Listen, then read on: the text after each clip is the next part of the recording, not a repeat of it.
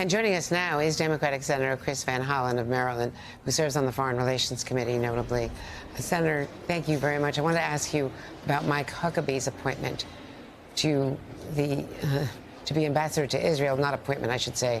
Him being chosen, he has to be confirmed, and you would be one of those voting on this. He has said that Palestinians have no right to the land in the West Bank.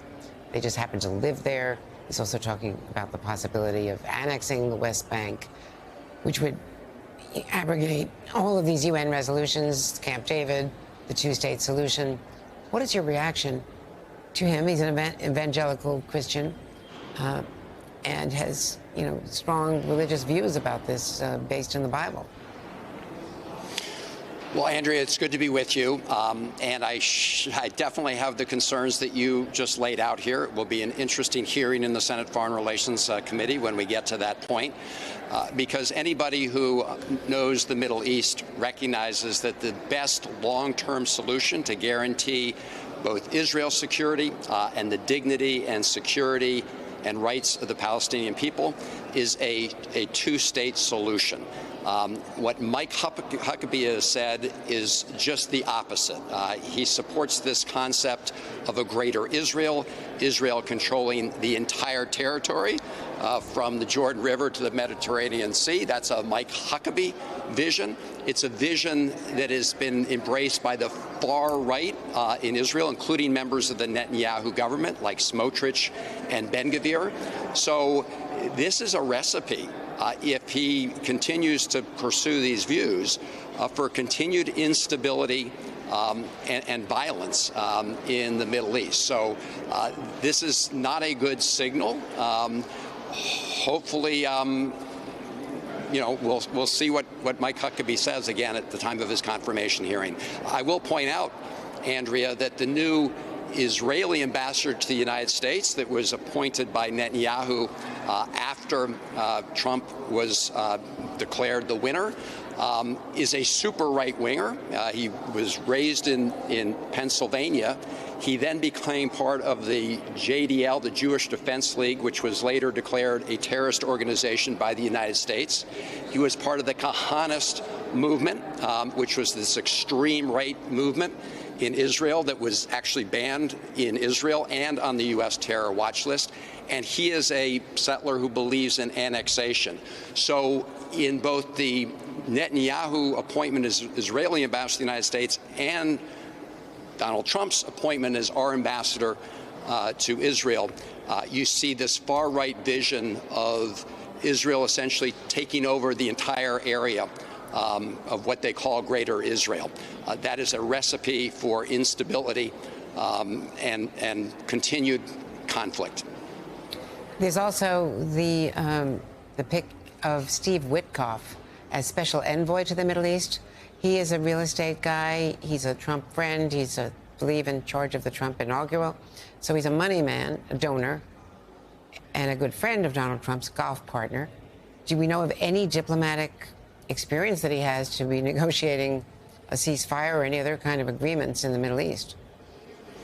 I really don't know. I've been trying to learn more about him, Andrea. I don't think he has any experience in the Middle East. As you say, he's a business guy.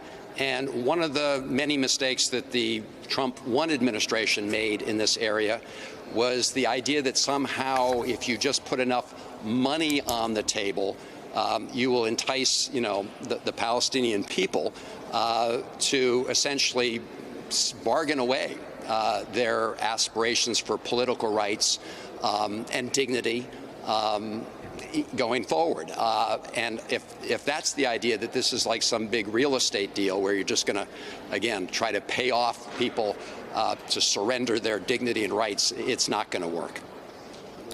And finally, the choice of Fox News host and military veteran Pete Hegseth as the defense secretary. He has denounced diversity, equity, and inclusion. He disagrees with women in combat. I don't know what he would say to Senator Duckworth, and all the other women pilots, some of whom, like Senator Duckworth, were grievously wounded in combat. But women have been a key part of piloting these fighter jets, and this goes back, more than a decade. So as you this say, this would not be for you to vote on until it would get to the floor if it gets out of committee. Yeah, a very troubling history of statements like that. We know that women can perform incredibly ably in our military, like Senator Tammy Duckworth did.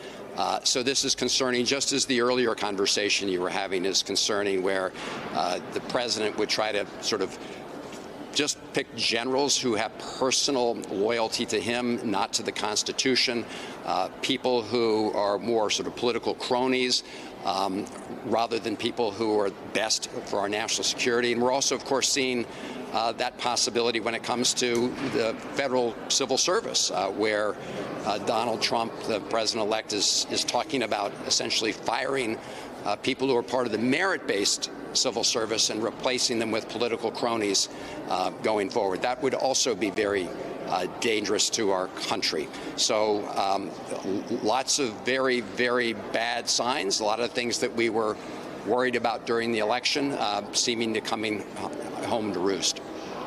A lot of people are saying, though, that the choice for Secretary of State, which has not been officially announced as of the last moment I checked my phone, but has been confirmed by multiple sources, that is one positive note of Marco Rubio being someone who has worked across the aisle and has been a very good vice chair of Senate Intelligence and a member of Foreign Relations.